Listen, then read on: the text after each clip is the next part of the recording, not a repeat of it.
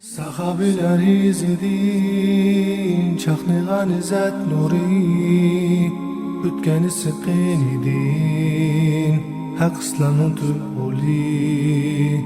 Baş ekmez kafirga, şiddet bilen atseli, Hemze Halit Musettek, şir yürek oğlanları. Abdurrahman ibn Avf. Allah yo'lda bergan narsangimi, oilang uchun ilib qilgan narsangimi Allah barkat ato qilsin. Payg'ambar alayhissalom. Abdurrahman ibn Avf islomga dastlabda kirgan 8 kishining va jannat bilan xush xabar berilgan 10 kishining, Umarning vafotidan keyin xalifa tanlash saylimida nomzodlikka ko'rsatilgan 6 kishining, Madinada Payg'ambar alayhissalom hayot vaqtida kishilarga diniy ishlardan fatvo beradigan bir qancha kishining biri edi. Uning islomni qabul qilishdan burungi ismi Abdu Amri bo'lib, u islomga kirgandan keyin Payg'ambar alayhissalom uni Abdurrahman deb chaqirgan edi. U Payg'ambar alayhissalom Darul Arqamga kirishdan burunla iymon keltirgan bo'lib, Abu Bakr radhiyallohu anhu iymon keltirib, 2 kundan keyinla iymon keltirgan edi. U avval musulmon bo'lganlar uchirgan barliq kulfatlarning hammasiga yo'liqdi. Musulmonlar dastlabki hijratda bo'lgan Habashistonga hijrat qilganda, umu birga mangdi. Musulmonlar Madinaga hijrat qilgandan keyin Payg'ambar alayhissalom muhojirlar bilan ansorilarni do'stlashtirib qo'yganda, Abdurrahmanni Said ibn Rabiya bilan do'stlashtirib qo'ydi. Said qerinchi Abdurrahmanga: "Ey qerinishim, men Madinadagi mollari eng ko'p kishilarning biri. Mening 2 begim va 2 ayolim bor. Qaysi begim ko'nglingga yoqsa, shu bog'ni sana beraman. Qaysi ayolimni yoqtirsang, shuni nikohimdan chiqarib, uni sana nikohlab qo'yay", dedi. Abdurrahman Saidga: "Alloh mollaring va oilangga barkat ato qilsin. Sen menga bozorni ko'rsatib qo'y", dedi. Said uningga bozorni ko'rsatib qo'ydi. U tijorat qilib molga ega bo'ldi va to'yliq qalalig'idek molga ega bo'lib o'ylandi. U Payg'ambar alayhissalomning yiniga keldi. Uningda yangi to'y qilgan yigitlarning xushxuyligi bor edi. Payg'ambar alayhissalom: "Ohoy Abdurrahman", dedi. Abdurrahman o'zining o'ylanganligidan xabar berganda, Payg'ambar alayhissalom: "Ayolingga qanchalik to'yliq berding?" deb so'radi. "Bir miqdor oltin berdim. Birer qo'y so'yib bo'lsa-mu to'y ziyofati bergan", dedi. Orqadan yana: "Alloh mollaringga barkat ato qilsin", dedi. Abdurrahman mundaq deydi: "Mol dunyo menga shunchalik yuzlandiki, hatto birer toshni ko'tarsamla, uning ostidan oltin chiqib qolgandek his qildim." Badr kuni u qo'liga qurol ilib haqiqiy jihad qatlandi. U jang maydonida Allohning dushmani Umar ibn Osmonni o'ldirdi. Uhud urushi bo'lgan kuni jang hayvasida kishilarning dillariga qo'rqinish kirishga boshlagandimi, u qilchi tavranmay botirlarcha urush qildi. U jang maydonidan qaytganda uning badanining 20 necha yeri yaralangan bo'lib, ba'zi yara o'rinlari hatto barmoq kirib ketgudek cho'nqurliqda edi. Abdurrahmanning jini bilan qilgan jihodiga qaraganda, meli bilan qilgan jihodi ko'p edi. Kunlarning birida Payg'ambar alayhissalom bir yerga avatmak uchun qo'shin tayyorlamoqchi bo'lib, "Men ma'lum bir joyga avatish uchun qo'shin tayyorlamoqchi edim. Iyona qilinglar", dedi. Abdurrahman uyiga aldirash berib keldi-da, Payg'ambar alayhissalomga: "Ey Allohning payg'ambari, hozir menda 4000 dirham bor edi. Uning 2000 ni Allohga qarz berib turdim.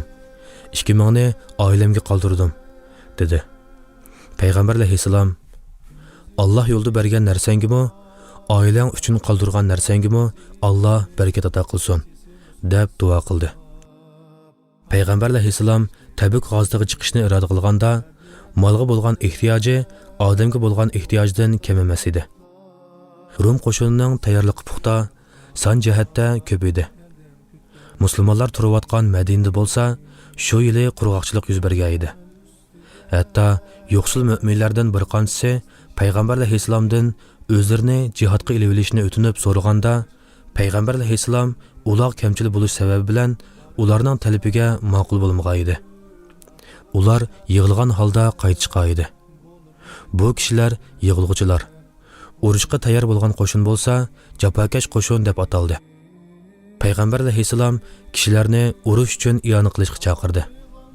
Sahobalar bu chaqiriqni ijro qilishga otlandi. Abdurahmon bu chaqiriqqa voz qo'shib, sadiqa qilg'uvchilarning avvali bo'ldi. U 200 o'qiya oltin sadiqa qilgan edi. Bu chaqda Umar ibn Xattob payg'ambar alayhissalomga: "Men Abdurahmon oilasiga hech nima qoldirmasdan sadiqa qilib o'tib, gunohkor bo'lib qolarmikin deb ansirayman" degaydi. Bu chaqda payg'ambar alayhissalom: "Ey Abdurahmon, oilangga biror narsa qoldirdingmi?" deb so'radi. Abdurahmon: "Shundoq, ular uchun nafiq qilgan bu narsadimi ko'proq ham yaxshirog'ini qoldirdim" dedi. Payg'ambar alayhissalom: "Qanchalik narsa qoldirding?" deb so'radi. Abdurahmon: "Alloh va payg'ambar va'da qilgan rizqni, yaxshilik va ajrni qoldirib qo'ydim" dedi. Qo'shin Tabukka qarab yo'lga chiqdi. Bu safarda Alloh Abdurahmonga hech kimga ato qilmagan hurmatlanish fursati bilan hurmatildi. Namoz vaqti kirib qolgan bir vaqtda payg'ambar alayhissalom kishilarning orasida ko'rinmadi. Abdurahmon qo'shinga imom bo'lib namoz o'qib berdi. Namozning birinchi rakati oxirlashay deganda payg'ambar alayhissalom namoz o'quvchilarga qo'shilib, Abdurahmonning keyinda uningga iqtido qilib namoz o'qidi. Dunyoda butkul maxluqotlarning eng kattasi bo'lgan Muhammad alayhissalomga birarsining imom bo'lishidanmi ortiq hurmat va fazilat bormi? Payg'ambar alayhissalom vafot bo'lgandan keyin Abdurahmon mu'minlarning onalaridan obdan xabar olib turdi. U ularning ehtiyojlaridan chiqatdi. Ular biror joyga chiqsa, ular bilan birga chiqatdi. Haj qilsa, birga haj qilatdi. Ularning kajvilariga yeshil yupuqlarni yepib qo'yatdi. Mana bu Abdurahmonning ortiqchiligining biri. Shundaqla mu'minlarning onalarining Abdurahmonga shenganligi bo'lib, Abdurahmon bular bilan faxrlanishga arziydigan edi. Abdurahmonning musulmonlarga va mu'minlarning onalariga bo'lgan yaxshiligi shu darajada ediki, u bir parcha zaminni 40 ming dinarga setib, uning hammasini Banu Zuhra musulmonlarga, mujohidlarning yo'qsullarga, payg'ambar alayhissalomning ayollariga taqsim qilib berdi. Ashu maldan Oysha radhiyallohu anhaga ilib kelinganda, Oysha: "Bu mallar kimdan?" deb so'radi. "Bu mallar Abdurahmondan" deyilganda, u: "Payg'ambar alayhissalom mendan keyin sizlarga faqat sabr qilguvchilarla g'amxo'rlik qildi" degaydi, dedi. Payg'ambar alayhissalomning uning uchun Allohdan barkat tilab qilgan duosi uningga umr bo'yi barkat tilib keldi. Hattoki u sahobalarning ichida mol dunyosi eng ko'p kishiga aylandi. Uning tijorat doirasi borgan sari kengayib, tafovati ko'payishga boshladi. Uning karvonlari Madina xalqi ehtiyojli bo'lgan bug'doy, un, moy, kiyim-kechak, qochqucha va xushpuroq narsalarni to'shib kelib, Madina xalqining ehtiyojidan oshgan Madina mollarini boshqa joylarga to'shib ketdi. Bir kuni Abdurahmonning karvonlari Madinaga yetib keldi. Bu karvon 700 uloqdan tarkib topgan zo'r bir karvon edi. Karvonlar Madina xalqi ehtiyojli bo'lgan oshliq va boshqa lozimatliklarni olib kelgan edi. Bu karvonning yetib kelishi bilan Madina ichi tavrab ketdi. Karvonlarning suran cho'qonlari Madina ichini bir olgan edi. Bu tavrinishdan xabar topgan Oysha: "Nima ish bo'ldi?" deb so'radi. Abdurahmonning 700 to'ygulik karvon yetib kelibdi deyilganda, Oysha: "Alloh uningga bergan mollariga barkat bersin. Oxiratda berilgan savobi texmi katta. Men payg'ambar alayhissalomning Abdurahmon jannatga o'milib kirdi deganligini anglagan edim" dedi. Mu'minlarning onasining bu so'zi karvonning to'ygulari cho'ktirilishdan burun Abdurahmonning qulog'iga yetdi. U buni anglab qattiq xushal bo'lganlikdan Oyshaning qishiga darhol yetib kelib: "Ey ana, siz bu so'zni payg'ambar alayhissalomdan anglaganmidingiz?" deb so'radi. Oysha: "Shundoq" deb javob berdi. Abdurahmon: "Agar men jannatga o'ri minib kira olsam, men sizni guvoh qilayki, mushu karvonimni yuk taqlari bilan qo'shib Alloh yo'lida sadiq qilib o'taman" dedi. Shu kundan keyin u texmi ko'p mol sadiq qilishga kirishdi. U ilkidagi narsalarni oshkora va yushirin ravishda sadiq qilishga boshladi. U 40 ming dirham kumush sadiq qilib, orqadan yana 40 ming dinar oltin sadiq qildi. Allah yo'lida jihad qiluvchilarga 500 ot, 1500 to'yaq uloq taqdim qildi. Umrining oxirgi mazgillarida nurg'un qullarni ozod qilib o'tdi. U Badr urushi qatnashgan har bir kishiga 400 dinar oltin sadiq qildi. Bularning soni 100 kishi edi. Mu'minlarning onasining har biriga nurg'un mol vasiyat qildi. Aisha uningga ko'p vaqtlarda Allah uni salsabil buloqlar bilan sug'arsin deb duo qilatdi. Uningdan keyin mirosxo'rlarga sanoqsiz mol, 1000 to'yga 100 ot, 3000 qo'y qoldirdi. 4 ayolning har biriga shariatga belgilangan o'lchami bo'yicha milining 8 dan 1ni qoldirdi. Qoldirgan mol 80 ming edi. Uning mirosxo'rlarga qoldirgan oltinlarni kayki palti bilan parsilgandimi, qo'llari talg'udak oltin kumush qoldirdi. Lekin uning hayotligida erishgan bu mol dunyolari uni qilchi mag'rur qilmadi. U xizmatchilarining orasida turganda kishilar uni farq qila olmaydi.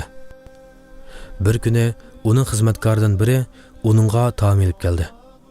U ro'z to'lg'a edi. U oldidagi taomga qarab, Musab ibn Umayr o'lib ketdi. U mendan yaxshi banda edi. Biz uning jasadini o'rash uchun topgan kepaligimiz bilan beshini yo'gisak putini yo'gisak beshi o'chiq qolgan edi. Allah bizga dunyoni kengir qilib, bizni molga ega qildi. Men savobimizning faqat mushu dunyoda berilib qilishidan ansirayman. U bularni davitib, isadab yig'lab ketdi. Uningga tumanmin xush muborak bo'lsinki, u rostchil, ishonchlik payg'ambar alayhisalom uning jannatga kirdiganligi bilan xush xabar bergan banda edi. Uning jinozasini boshdan oxirigacha payg'ambar alayhisalomning tog'isi Said ibn Abu Waqqas ko'tardi. Ikki nurning egisi Osman ibn Affon uning namusini tushirdi.